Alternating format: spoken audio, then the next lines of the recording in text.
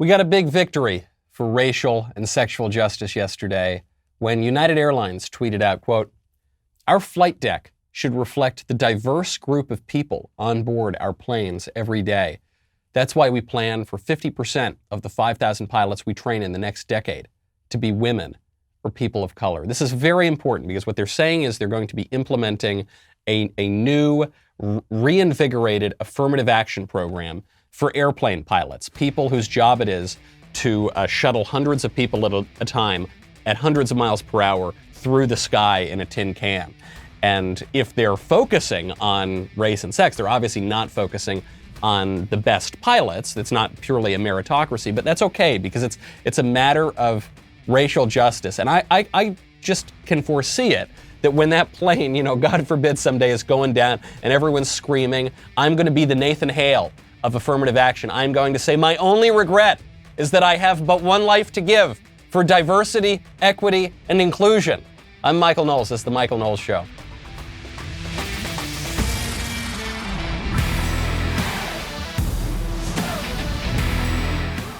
Welcome back to the show. My favorite comment yesterday, speaking of racially charged matters, comes from Old School, who says there are two possible outcomes that will happen in the streets once the Chauvin verdict is read in the George Floyd case. One, riots, robbing, and burning in anger. Or two, riots, robbing, and burning in celebration. I'm sorry to say, I think you're right.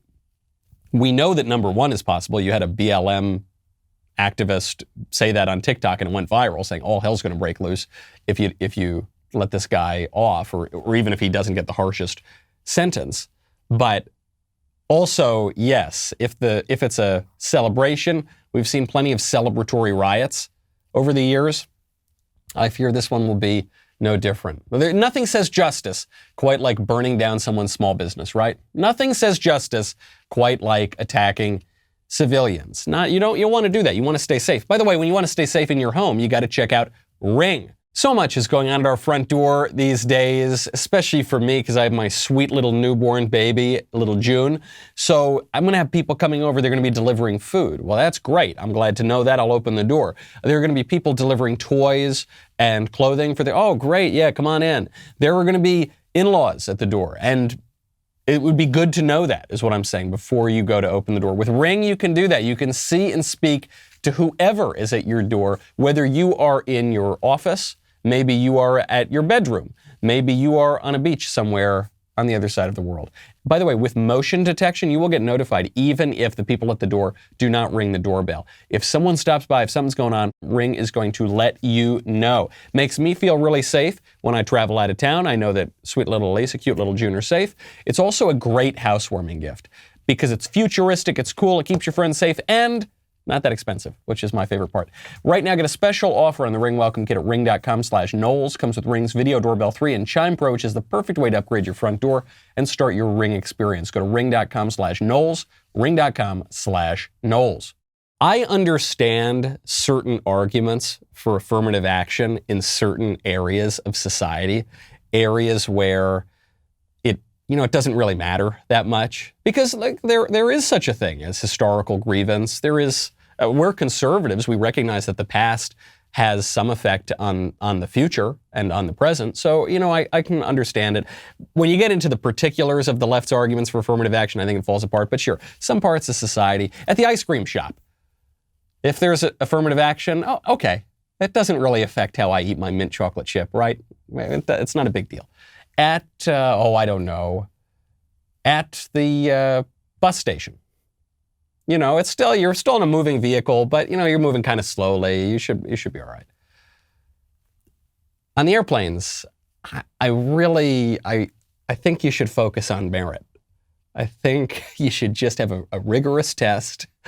I don't know how to fly an airplane. I wouldn't pass that test. Just a rigorous test to make sure that I don't drop out of the sky in the name of some fashionable leftist idea. But all the corporations are going woke. It's not just United Airlines, it's Delta Airlines, which came out against the voters of Georgia trying to protect their elections. It's Coca-Cola, same issue. It's Major League Baseball. It's Harry's Razors, for goodness sakes, doesn't want to have any relationship with conservatives. They want to take our money, but they hate our guts, and they want to badmouth us and say that we're contemptible and inexcusable. It's all these corporations. What do we do about it? I think there are three conservative responses. There's the squishiest conservative response, which is, well, we don't want to make this all political, and we like their products, and we're not going to face any consequences. Take my money, Harry's, please. Bah. Right, that's as you can see, I'm not exactly giving the strongest version of this argument, but I think I'm getting the point across. Then there is the tougher response, which is, they don't want my money, they don't get my money. They want to boycott us, we're going to boycott them. They're going to undermine our politics, we're going to undermine them. That is the argument that Rand Paul is giving out right now. Take a listen. Well, they started it. Major League Baseball wants to boycott the whole state of Georgia, including Atlanta. They've already gotten rid of the All-Star game and the draft, and they're doing it because they don't like a Republican law, a law that actually expands voting and doesn't contract voting. Georgia now has more early voting than New York has, so it's kind of ridiculous. Even the facts don't meet what they're trying to do. But my point is, if they want to boycott us, why don't we boycott them? This is the only thing that will teach them a lesson. If Coca-Cola wants to only operate in Democrat states and wants only Democrats to drink Coca-Cola, God love them. We'll see how they do when half of the country quits drinking Coca-Cola, when half the country quits using Delta. Yeah. So the thing is they're all woke, but they're really doing something that is against the financial interest of every business. Publicly traded businesses usually don't get involved with politics because it hurts their bottom line to make half the country unhappy. So good stuff from Senator Paul. I agree. We should definitely not fork our money over to people who hate us. Makes perfect sense. This is kind of the libertarian answer, which is, you boycott us, we're going to boycott you. Okay. But there is a further possibility here, which is use the state, which is use politics and the political power we have to, at the very least, deprive these corporations of the special privileges that they've been given. Because whatever we would like to tell ourselves, and whatever Republicans have told themselves for 20 years, the free market does not always operate in the freest of ways, and very often big business has a pretty tight relationship to big government. And Delta, for instance, has a pretty tight relationship with the government of Georgia. That's why the Georgia State House right now just voted to revoke some of their special tax incentives and tax breaks that only Delta gets, that are not standard tax breaks across the board. That was the right response. If Delta is going to get special treatment from our political system because they bring certain jobs to Georgia or whatever, then when they try to undermine Georgia's election laws, then they need to have that special treatment revoked. We need to get involved politically, not just with our wallets. It's good to get involved with our wallets too, but we also need to get involved politically when these woke corporations are, as Mitch McConnell said yesterday, establishing a parallel government. We need to go in there and prevent them from undermining our politics. No question about it. Senator Paul thinks, I think these days somewhat naively, that these woke corporations are really afraid of, get woke, go broke, this really affecting their bottom line. I don't think they are. I don't think they care all that much. Maybe marginally they do. But isn't it weird? We know that people support voter ID, for instance. We know that the vast majority of Americans support voter ID. We know that 70% of black people support voter ID, even though voter ID is being called the new Jim Crow and white supremacist or whatever. And yet, when the people of Georgia, through their elected representatives, pass election integrity laws that call for, among other things, voter ID, the woke corporations all come out against it. Why do they do that? We know that the majority of Americans want to control our southern border. They want not just to dramatically reduce illegal immigration, but they want to dramatically reduce legal immigration as well, according to recent Harvard-Harris polls.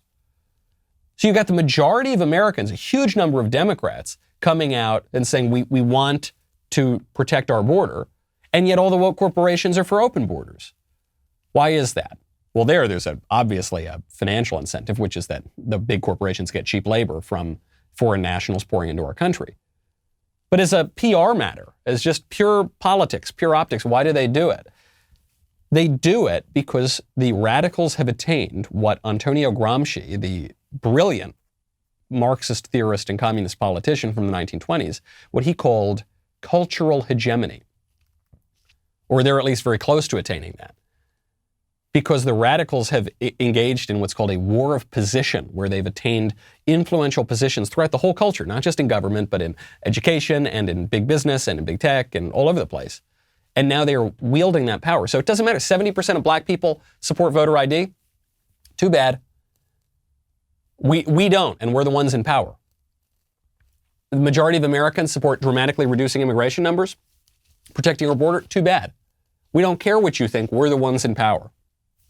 Who's going to stop us? Where are you going to go? You're going to run out of soda companies. There aren't that many airlines. You're going to stop watching baseball? Maybe. We don't care. All the sports are going to do it. That is a political problem, and that will not be solved simply by you putting your wallet away and not giving them your money anymore. It's a good place to start, but that's not the only place it's going to go. There was a Daily Wire poll that just came out on this. Daily Wire conducted a poll on the MLB asking this question: is what the MLB is doing right now alienating you as a fan? 64% of Americans, including a majority of baseball fans, Delta airline customers, and Coca-Cola consumers, told the researchers that they are less likely to support companies and organizations that insert themselves into political issues and debates. 70% of all respondents agree with this statement. Corporations and sports teams should generally stay out of politics. Oh, great. Great, terrific. Or we're going to send that poll now to Coca-Cola, and that's going to stop this, right? No, they're not going to stop. I mean, I'm glad that we have these numbers, because to me, it just totally puts the political situation into perspective. Where is political opinion in this country? I think political opinion, generally speaking, is with conservatives on a whole lot of issues. But where is political power in this country? Not with conservatives. Political power is with the liberal establishment, which controls everything. Everything. The one carve-out, I guess, was talk radio. Talk radio, though, has been declining for a while. So the replacement for talk radio was new media. Who controls new media? Well, conservatives do really well on new media.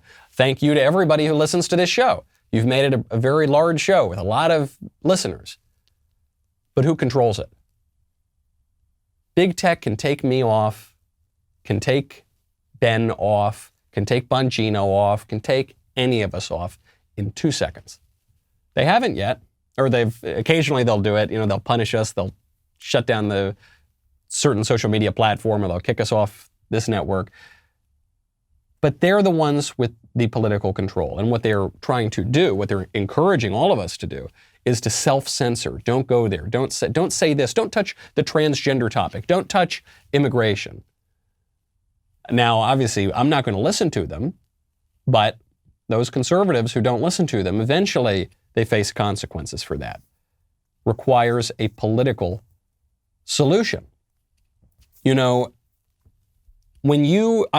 wish that we could just do all of these things for ourselves. If you want to do a very important thing for yourself and fix up your car, you got to check out rockauto.com. Rockauto.com is so much easier than walking into a store and someone demanding quick answers to things like, hey, Michael, is your Odyssey an LX or an EX? I don't know what kind of X my Odyssey is. I don't even drive an Odyssey. What are you asking me that for? Then they'll go into the back. They will never have the parts. They will go online. Where are they going to go? Probably rockauto.com. They're going to order the part, and then they're going to charge you twice as much. Why would you do that? That doesn't make any sense when you could skip all of that hassle and humiliation. Go to rockauto.com, a family business. They've been serving auto parts customers online for 20 years. Head on over there to shop for auto and body parts from hundreds of manufacturers. The prices are always reliably low. It's not like on Tuesday, it's going to be this % off, and then Wednesday, you got to time it. Nope, it's just always reliably low. The same prices for pros as for do-it-yourselfers. They've got every part that you need. Go to rockauto.com right now, see all the parts available for your car or truck. Believe it or not, their catalog is so easy to navigate. Even I can do it. That is really saying something. Then write Knowles, K-N-W-L-E-S, in their How Did You Hear About Us box so they know that we sent you. What's going on in Major League Baseball right now shows you the suddenness and the gravity of this cultural shift. Because Major League Baseball, the irony, of course, is they pull the All-Star game out of Georgia and bring it to Colorado in the name of racial justice and voting rights. Colorado is a much whiter state, and Colorado has more restrictive voting laws than Georgia. But it doesn't matter, because Colorado's got a Democrat governor, Georgia's got a Republican governor. The MLB doing this irritates certainly conservatives, irritates people of all races, irritates baseball fans, and even irritates the ex-commissioner of Major League Baseball, Fay Vincent. So Fay Vincent was the commissioner of Major League Baseball. He just came out strongly against the current commissioner of baseball. Why? So the current commissioner is Robert Manfred. Fay Vincent comes out against him, not just in a little interview like, oh, whoops, he's asked this question, he wasn't ready. No, Fay Vincent wrote an op-ed in the Wall Street Journal, knowing that all the owners of all the baseball teams are going to be reading that op-ed. And he wrote, quote, "The talk shows and editorial pages are full of questions. What is the basis for acting so forcefully against Georgia by Major League Baseball? If Georgia is racist, how can baseball talk of doing business with China? Mr. Manfred failed to spell out specific criticisms of Georgia's voting law. Now he's put himself in the awkward position of having to defend Colorado's voting laws. During my time as commissioner, I learned that the American people view baseball as a public trust." Very important phrase here.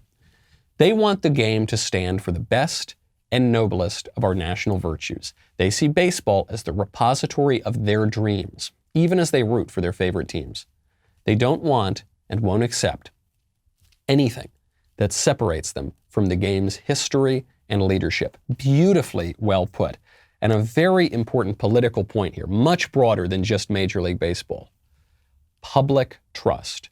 I love baseball. It's the only sport that I like. It's the only sport that I have ever consistently watched. There is something about baseball that is very American. The history is so rich. You think about these great Americans, Babe Ruth, even a little Lou Gehrig, a little later, Mickey Mantle.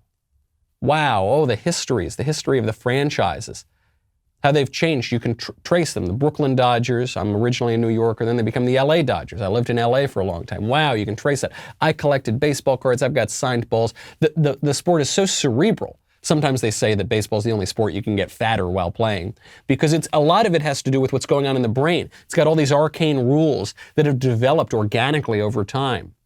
Rules that are rarely invoked. The infield fly rule, for instance. It's got all this, these imperfections. It's not totally standardized. Fenway is different than Yankee Stadium. It's a lot different than the old Yankee Stadium. All the different ballparks are different. Wow, oh my gosh, how rich, how complex. We love it. It's America's favorite pastime, right? It's America's game. It's about a love of country. And now some woke idiots are ruining it. When BLM took over the NFL and Colin Kaepernick made everyone start disrespecting the American flag, one thing I said was, at least it's not happening to baseball. Baseball's going to hold out. Baseball's a conservative sport. And baseball did hold out for a few years. I think there was one schmucky guy who took a knee, but the rest stood up. All races, all places. But then baseball started to cave. And it wasn't even the players. It was the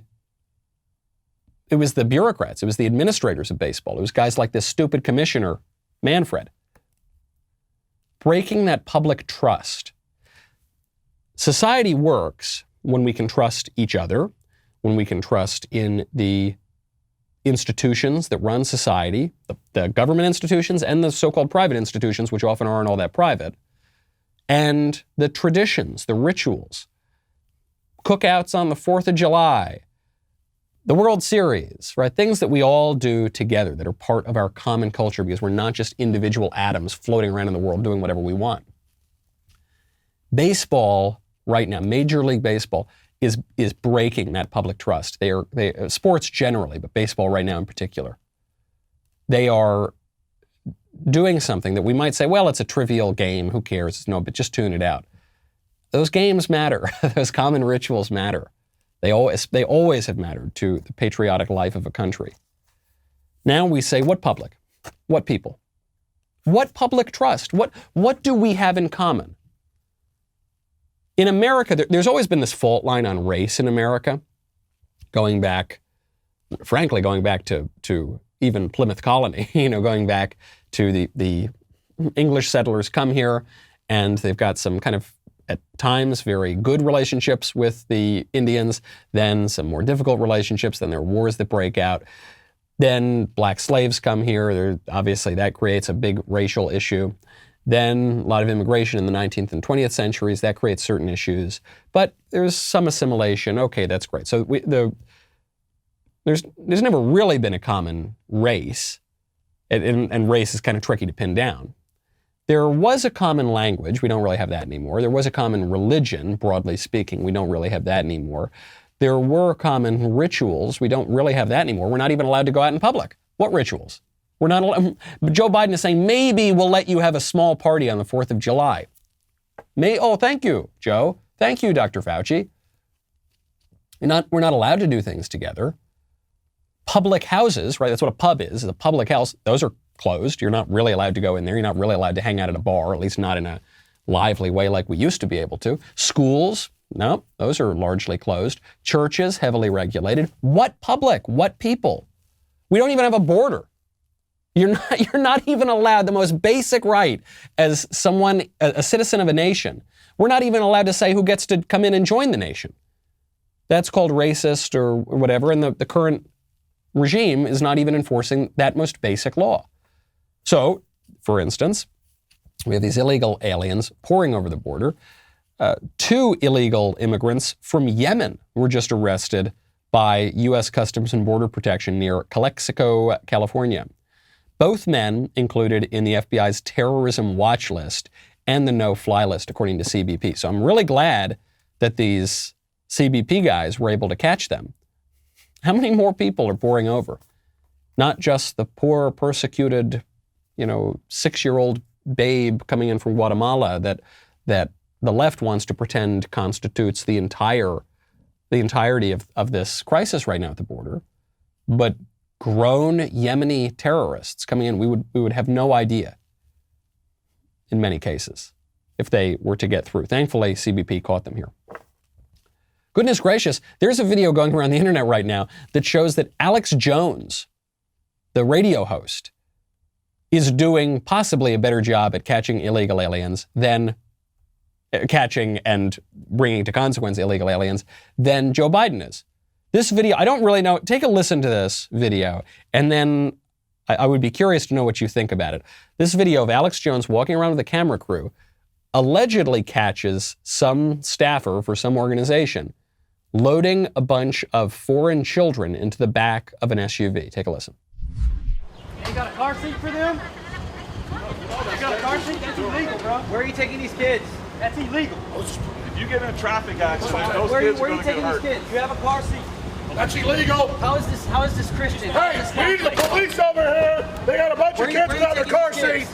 You're violating Texas law. Who is this right here?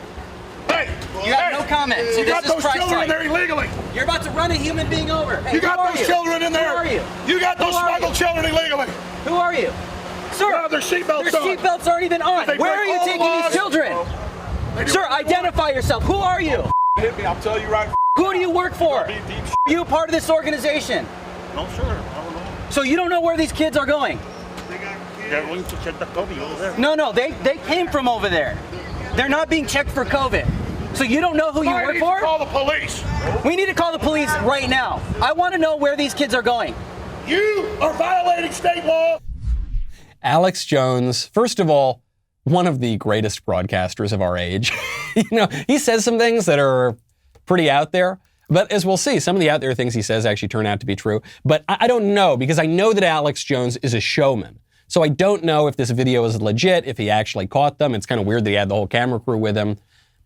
But on the flip side of that, the video might be true. It might be real, because there are so many illegal aliens being pouring over the border right now, and people are looking the other way very often in our political class. So it seems weird that they're just packing these kids in the back of an SUV. They're not really in seats. They're just kind of flooding in there. What is it? I don't know. Was it staged, or is it just that there's lots of people crossing the border and Alex Jones is an effective communicator and called people's attention to this?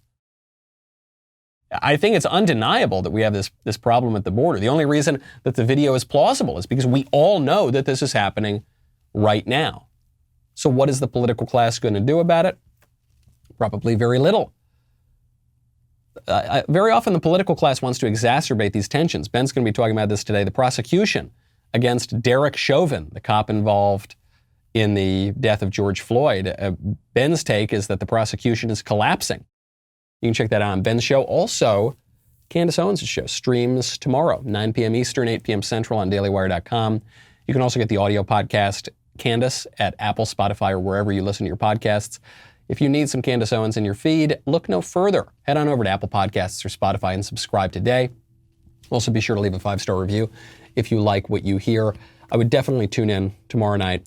There's just an amazing guest on there. There is a guest I felt so eloquent, brilliant, handsome. Go check it out on Candace. Head on over to dailywire.com. We'll be right back with a lot more.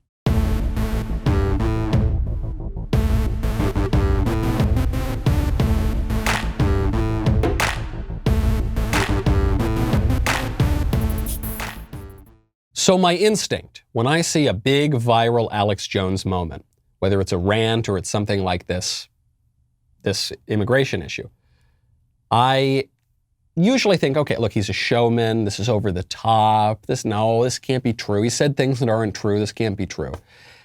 And then sometimes the liberal elites prove him right.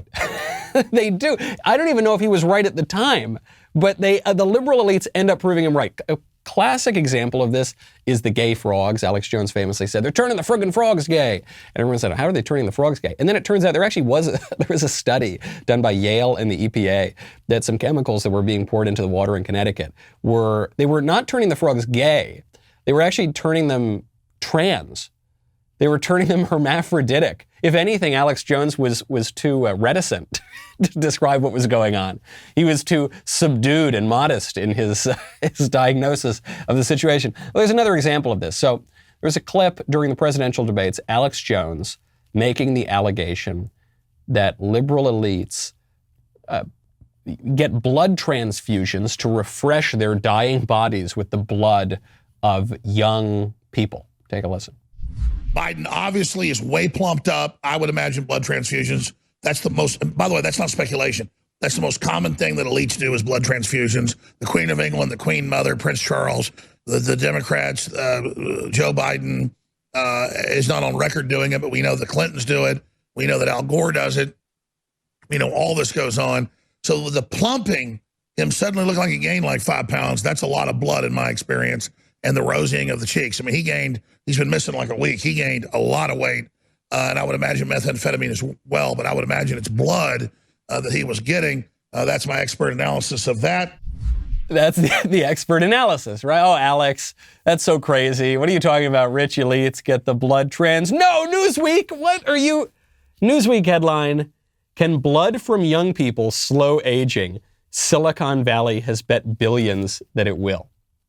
So just to be clear, no proof here that Joe Biden or the royal family or these people are plumping themselves up on the blood of the young. But there is evidence that these rich liberal elites want to take young people's blood and put it in their bodies and presumably plump themselves up with it.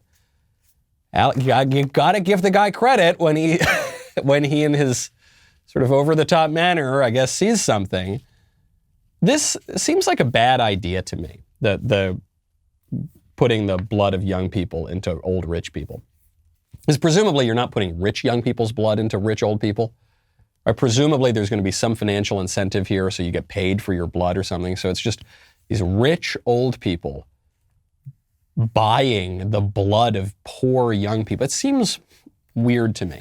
If your entire goal in life is just to extend your physical existence, to try to beat mortality. Well, one, that seems like a fool's errand to me, but it's pretty ghoulish. I mean, it's basically the most ghoulish thing I can possibly imagine. And it comes from this state religion that we have, which is secular progressivism. Secular materialism, the idea that this is all there is. The physical world, that's all there is. All of our metaphysical hopes and dreams and loves and longings, they're just illusions. When we die, we turn to worm food. We take a dirt nap. I'm going to be talking about this established state church of secular progressivism tonight. I'm going to be giving a speech in Florida, bastion of freedom there. I'm going to be going to Ave Maria University. This is our first speech back since COVID. You know, I do a tour with the Young America's Foundation, tour of campuses. I was supposed to do at least a dozen, if not 20 campuses last year. I think the goal was 10 per semester, so we're going to try to do 20. Had a ton already on the calendar early on in January, February. I'd already done 1 or 2 schools, and then COVID happened, and that shut down all the universities, and that was it. And it was over. I have not been on a college campus in 14 months because of COVID. That ends tonight. We will be discussing the perverse secular religion that caused all of that. But this blood transfusions from young people, this is part of a neurotic fear of death that we have. The reason we shut down the country over the Wu flu is because of a neurotic fear of death. We have faced other epidemics in this country, some of them much worse than the coronavirus. We've never shut down the country. We've never canceled all of our holidays. We've never stopped burying our dead and having weddings. And we've never muzzled all of ourselves for years at a time. And we're doing that now because we used to have faith, and we used to have courage, and we used to have virtues, and we used to recognize that you're not going to defeat germs and death. You can take prudent precautions to protect yourself, but ultimately, our bodies are not going to last forever. And now we don't believe that, or we're too terrified to believe that because we don't recognize that there is more to life than just breathing. There's more. There is more between heaven and earth that is dreamt of in our materialist philosophy. I think finally, some people are waking up. There was a video that went viral yesterday of some people in a restaurant. They're sitting around. They're having a nice meal, and in walk the health inspectors. And the health inspectors want to shut down this business. Want to shut down people having a good time. They are the enforcers of the state religion of secular scientific progressivism, and you will comply, you will obey. And the people in the restaurant, they say, no thanks, GTFO. So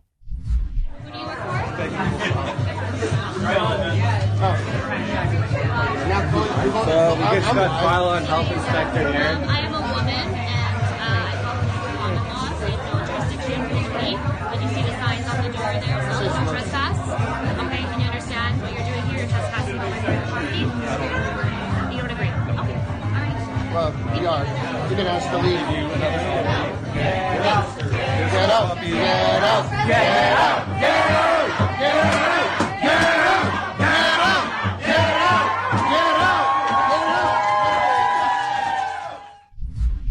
Perfect way to handle it. If you couldn't hear at the very beginning, the woman says, hey, so you're trespassing on my property and you need to leave my property right now. Man, the cojones on that woman. If even a fraction of the squishy men in this country had the goulions that lady has, we would be in a much better place as a society. And then all the people in the restaurant, get out, This is how all of these health inspectors should be greeted when they walk into private places. I'm not saying we go full Maxine Waters here. I'm not saying you get up on them and you mob them. And I'm not saying we do that. I'm saying that you very forcefully, very confidently, very assertively and determinedly tell them to get out. They are not wanted there. I don't think you should physically intimidate them. I don't think you should mob up on them. But you should be crystal clear. You don't care what they think. I'll speak for myself. I don't care what they think. I don't care what the health inspectors think. I don't care what Dr. Fauci thinks. I am not going to abide by their unreasonable guidelines, which more and more would seem to be mandates with the binding force of law, even though they seem to be passed through really bizarre means, not through the traditional constitutional order. And that you're not going to listen to them. If even a quarter of the people in this country had the clarity and the courage that those people in that restaurant had, the country would be reopened. But unfortunately, we're in a country with a bunch of neurotics who don't have the same kind of gumption that a lot of these people do. This brings me to a slightly tangential point right now, but I do want to address it because I see this a lot on the internet. A lot of conservatives get this. What you hear from disingenuous liberals when conservatives and Christians do this sort of thing, and they say, yeah, we're not going to muzzle ourselves forever. We're not going to abide by Dr. Fauci. We're not going to abide by that state religion. They're going to say, You're not very pro-life. You're not very Christian. This isn't very Christian of you. And they'll say, you know what? And they'll take like some misstated paraphrasing of Jesus, one line in the gospel, and then use that to try to own the Christians. You know, they'll say, you're not a good Christian. It's always these secular atheists doing it. Very often, liberals who object to conservative Christians' politics will accuse them of not being good Christians. I raised this question with them. I've never gotten a good answer, but I think this is the way to respond to them. You have to ask them, do you think Christianity is good or bad? And usually what you're going to hear is they're going to say, well, I mean, if they're being honest, at least they'll say, well, yeah, I don't think it's good. Like I'm not Christian, but you're not being a good Christian. You say, okay, well, if you think Christianity is bad and you think that you're a better Christian than me, even though you're not really a Christian, then aren't I better than you? And then that will confuse them for a second. Or you're going to see like a little twitching or something. And then they might take a different tack. They might say, well, look, I'm not a Christian, but I'm more Christian than you. You're a bad Christian. You say, okay, do you think Christianity is good? And they'll say, yes. You say, okay, Christianity is good. Do you practice Christianity? They'll say no, right? If they're being honest. You say, okay, so Christianity is good, but you don't do it. So you're admitting that you are not pursuing the good, you are not interested in doing the good. So why should I listen to you? Well, and they're going to stammer, and it gets to a little bit of what you would call the transcendentals. Sometimes you hear people say, we want to pursue the good, the true, and the beautiful. There's a relationship between the good, the true, and the beautiful. And unity, by the way. Unity is also a transcendental. Now we exalt diversity, but actually unity is the transcendental. And these things all have a relationship to one another. The good is beautiful, is true. There's a unity there. I think we need to be a little more confrontational. Not physically, not violent, I'm not saying any of that, but we need to know what we believe down to the bottom. We have gotten away in the conservative movement for about 20 years on just shallow nonsense, on just you do you, just don't make me pay for it. Well, maybe Fauci has a point. If you want to wear the mask, if you want to obey by this, if you want to, we're all separate, we're all different, we have nothing in common. Just let me pursue my own interest or something. No, that is not a coherent politics, that does not a coherent nation make. We can't do this sort of thing. The political issue, I was talking about this on C-SPAN yesterday. I was on the C-SPAN show, Washington Journal, and some callers called in and called me pompous and offensive and all sorts of things. But I felt we ended up having a pretty good discussion. The political issues have cultural effect, right? They have cultural substance. And ultimately, this boils down to religion. As Cardinal Manning said, all human conflict is ultimately theological.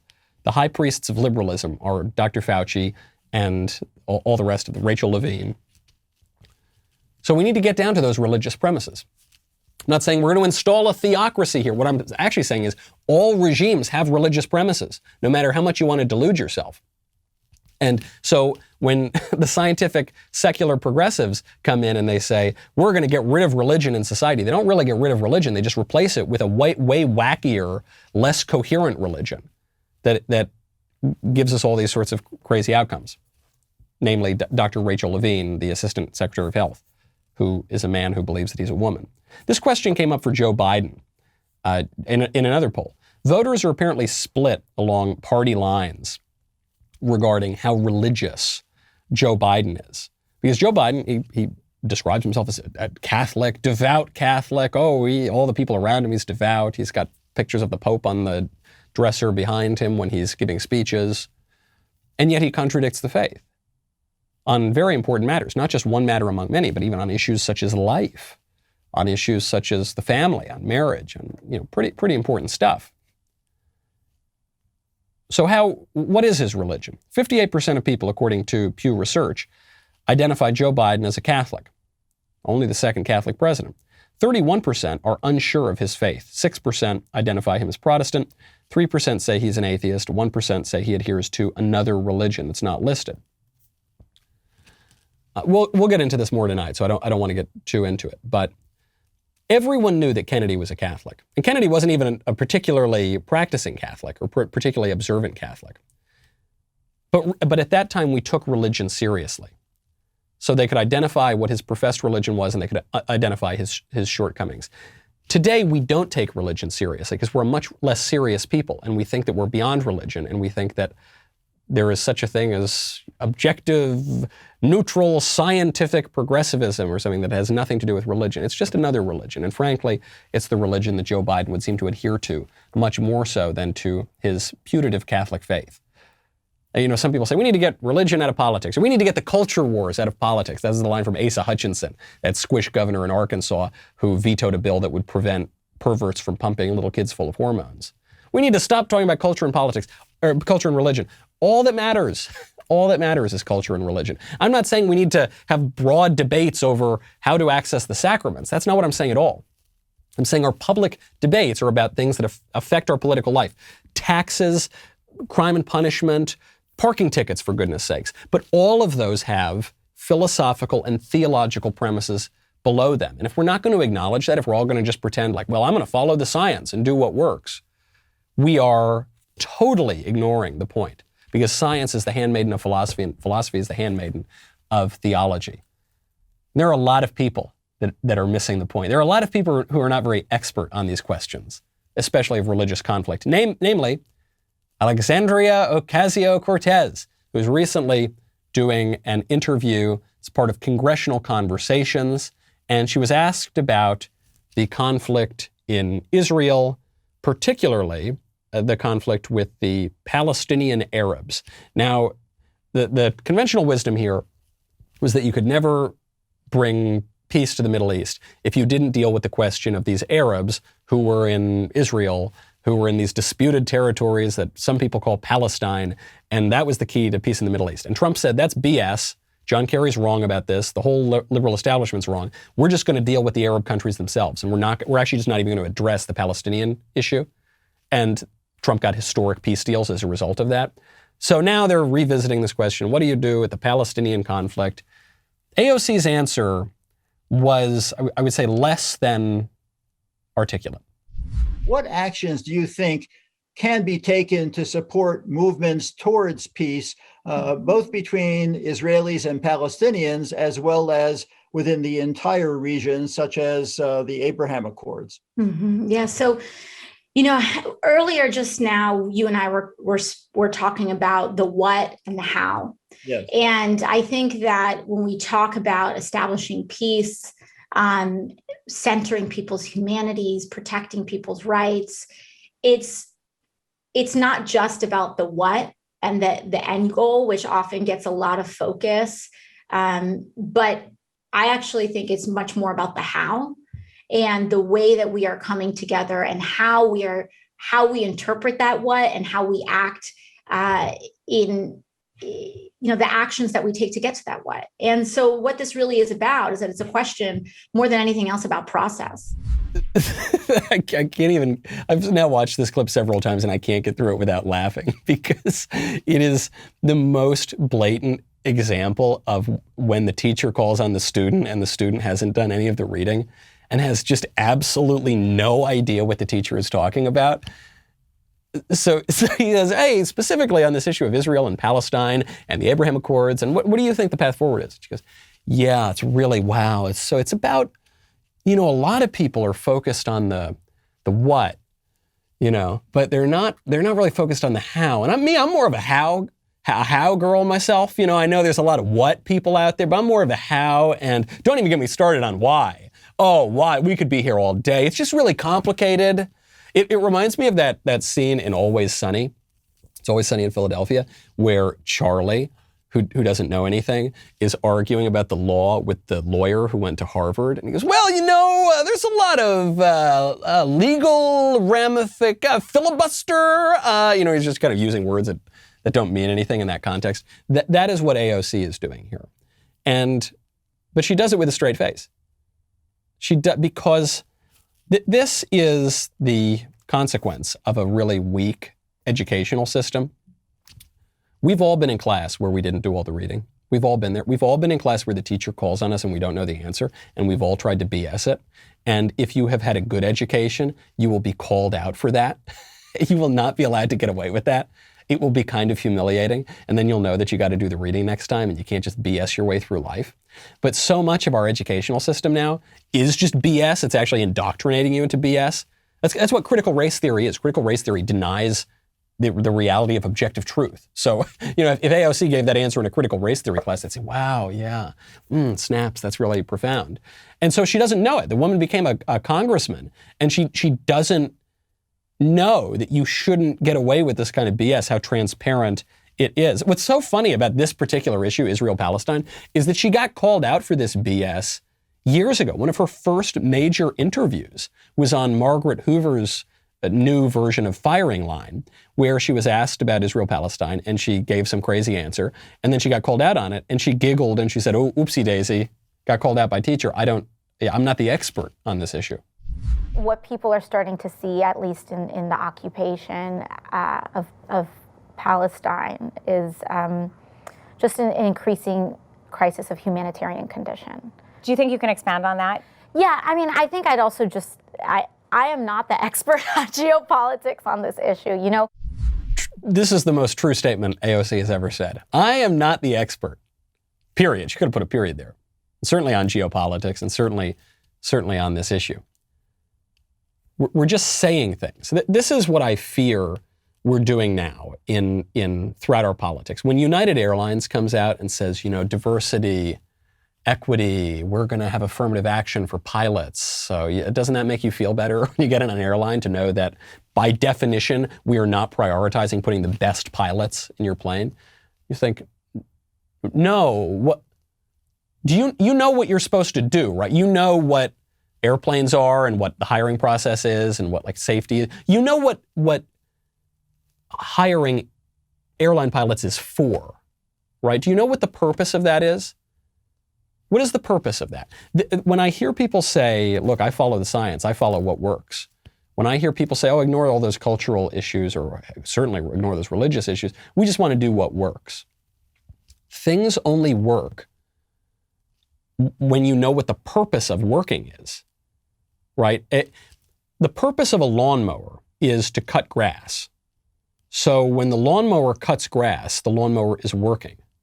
The purpose of the lawnmower is not to make a chicken dinner, right? If the purpose of the lawnmower were to make a chicken dinner, then when it cuts grass, then it wouldn't be working, right? Because you work toward a goal, you work toward an end. I talk about this at great length, by the way, in my upcoming book, Speechless, Controlling Words, Controlling Minds. This is why you can't have a scientific politics, no matter what the high priests of progressivism want to tell you. Because politics has a purpose. We have a broad purpose outlined in the Declaration of Independence and in the Constitution, and a framework established by the Constitution, and then we, the people, engage in deliberation and self-government, and we determine where we want to go. At least that's the old version of it. Now we've given away a lot of that political power to egghead scientific experts who pretend that it's not even up for debate what we want to do, where we want to go, who we want to be, what we want our national identity to be, what we want to all do together. They say it's not up for debate, it's just scientific. And what's the science? It's whatever they say it is. It's whatever they want to do. And we no longer even possess the rudimentary philosophical or theological sophistication to know what that is. We don't even know what the question is. I'm sorry to say, and I include myself among this group, we all kind of sound like AOC. We don't really know what we're aiming at here in our politics. So atrophied have we become in our sense of what politics is. We need to regain that. We're not going to regain that by being wimpy, squishy eggheads who talk about what works and deferring to Dr. Fauci and the science. We need to get much, much more serious. The only way we're going to have a serious politics is if we get much more serious about cultural and religious issues. And I can't believe I've got to give AOC inadvertently the point here. We need to know the what, we need to know the how. And most importantly, we need to know the why. I'm Michael Knowles. This is The Michael Knowles Show. See you tomorrow.